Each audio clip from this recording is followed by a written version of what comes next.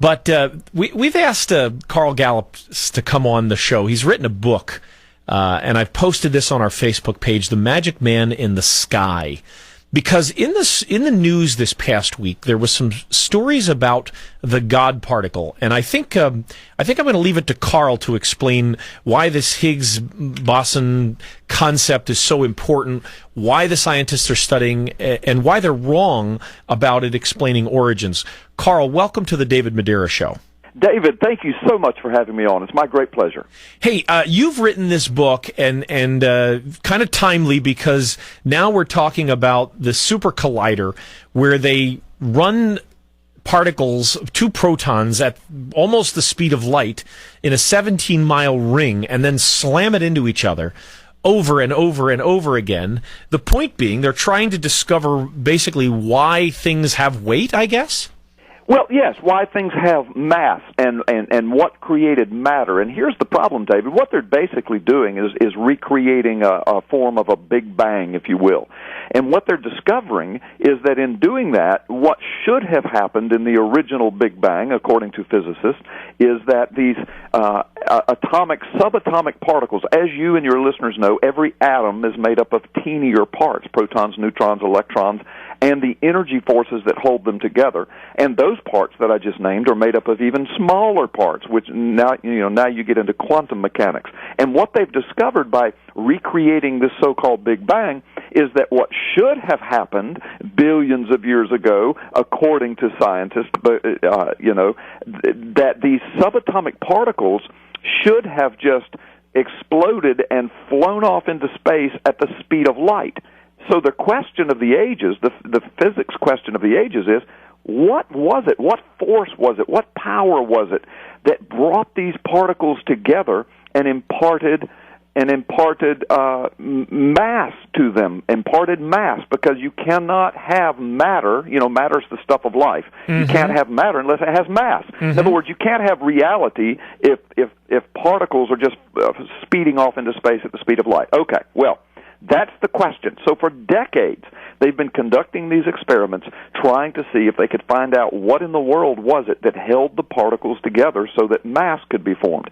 Well, back in the 60s, a physicist by the name of Peter Higgs, he came up with a theory of, and by the way, the boson, Higgs boson, a boson is just simply the name that physicists have given to the particles of energy that hold the little subparticles of an atom together. So a boson, some of your listeners, that may sound odd, but all that means is an energy particle. So he came up with the idea, the theory, that somewhere out there, somehow, there has to exist an energy particle, a boson, and an energy field, a boson field, that when these particles exploded, that this boson and this energy field somehow imparted mass to the rest of the particles, so that material objects could be formed and we could have the universe. Now, in the 1990s, a guy came along and wrote a book and entitled this theoretical particle. He gave it the nickname of the God particle. And he said, I'm calling it that because it's so elusive we can't find it.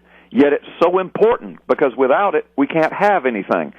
So it was kind of a tongue-in-cheek, because the guy that wrote the book is an atheist and an evolutionist, and he just did it tongue-in-cheek. Now, I got to say this to you and your audience, David. Most scientists hate that nickname, the God particle, because they think it somehow imparts this religious feel to the whole thing. Oh. Most scientists much prefer to call it the Higgs boson. But now here's what's happened. Just in the last week or so, scientists, well, actually on July the 4th, scientists have claimed that they have now discovered, they think, they might have, they've come real close, they believe they can say that they have discovered the Higgs boson. And listen, I got to say, David, this is exciting science. It is exciting science. I'm a little bit of a physics geek.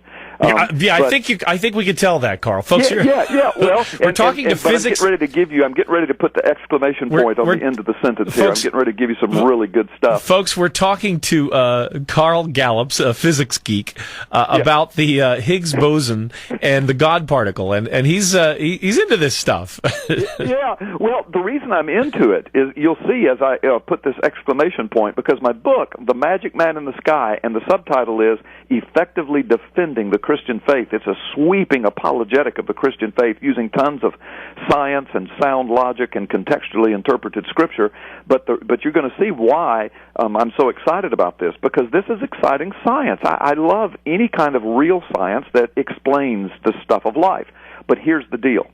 Now, evolutionists and atheists and skeptics have jumped all over this so-called discovery, and they're saying, see, we've discovered the particle, the energy particle that imparted mass to the universe. This is how matter was developed. Mm-hmm. Now we know how stuff got here. Now we know how things got here. Now we don't need God. We don't need an intelligent designer. There's no need for that. Mm-hmm. Now, I want to be honest, David. Most scientists are not going that far with it. Most scientists are not saying, now we don't need God. But some scientists are. And the media is. Do what? And the media is. And the media is. They've jumped all over it. And, of course, a lot of atheistic and people and skeptics are saying it. So, because so many people are saying it, now we don't need God. Here's what I say. All right, here's the exclamation point. Okay, so let's say that we have discovered the physical particle of energy, and we know all atoms are made up of these particles. That's no problem. But we finally have discovered that elusive particle, that boson, that Higgs boson, that imparted mass to all the particles of the universe. Okay, fantastic. That's an amazing scientific discovery. We'll be talking about that for decades. But here's the thing. I call it the three dreaded L words, and this is what I would submit to any atheist or skeptic or evolutionist or the media. Okay? So we found the particle that imparted mass. The first L word, all right? Where did life come from? Mm-hmm. Just because you have mass doesn't mean that non-living particle of mass pops into life or can even evolve into life.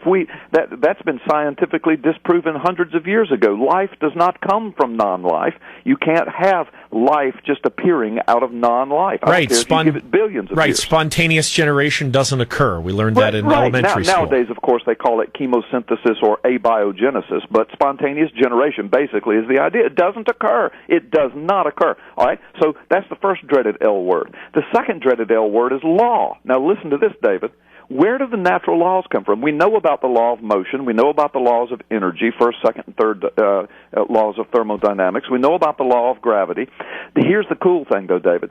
Quantum physicists know that the subatomic particles that make up the stuff of life, they operate by laws unto themselves. We still don't know how and why these laws work. That's why it's called quantum theory, theoretical quantum physics. A lot of stuff we do know, the things that we do know, we've been able to create MRIs and lasers and computer technology, but there's tons of stuff we don't know. So the question is, why is it that these subatomic particles operate by laws that do not match anything that we know to be reality, yet when we look around us, these subatomic particles make up everything that is and create the laws of the universe by which we put people on the moon? Mm-hmm. So where do these laws come from? Where does life come from? Where do the laws of the universe come from? They certainly don't seem to come from the particles, because the particles don't have anything like our laws of the universe. And then the third dreaded L word is what I call language. Where did DNA and RNA come from? Where did the chemical language that has billions of possibilities, that makes up 20 million species of life, and all of their systems and all of their subsystems and all of their subsystems and their symbiotic relationships, where did all of that come from? So where did life come from? Where did the law come from? Where did language come from? The language of life, the language coding, chemical coding language of life. So the Higgs boson, while it is an amazing discovery in physics, and it's exciting for people that are geeks like I am with the science stuff, the headlines of the newspapers that proclaim we don't need God anymore, those are ignorant statements. They have not a clue what they're speaking of. The Higgs boson, not only does it not explain away the need for God, it just further reiterates and underscores and punctuates the fact that there had to be an intelligent designer, David. Does it's ironic, Carl, because you think about it. In order to disprove the need for intelligent design, they spent $10 billion. They recruited 6,000 researchers in the top of their field. They created a 17-mile circular tunnel in France and Switzerland, and they torpedoed thousands of particles against each other over and over again, all to prove that there's no need for intelligent design. That's right. They've been doing this for decades, and that basically shows you the panic in which science is in right now. I mean, they so desperately want evolution to be true. They so desperately want it that there's not a God to whom we have some accountability. And that's what the whole thing boils down to. Yeah. Carl, thank you so much for coming on the show. Folks, that was Carl Gallups.